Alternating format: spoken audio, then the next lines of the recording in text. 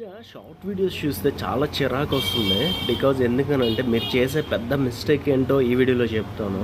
చాలామంది ఏం చేస్తున్నారంటే గ్రీన్ స్క్రీన్ వీడియోస్, షార్ట్ వీడియోస్లో రీమిక్స్ చేస్తున్నారు అనమాట. షార్ట్ వీడియోస్ని వాళ్ళ వీడియోస్ మీద మీరు ఇక్కడ కార్నర్లో వచ్చేలాగా చేసుకొని వీడియోలు చేస్తున్నారు. కొందరు ఏంటంటే వాళ్ళ క్లిప్స్ వాడేసుకొని, అంటే వేరే వాళ్ళ క్లిప్స్ వాడేసుకొని సగం వాళ్ళది సగం మీది పెట్టేసుకుంటున్నారు.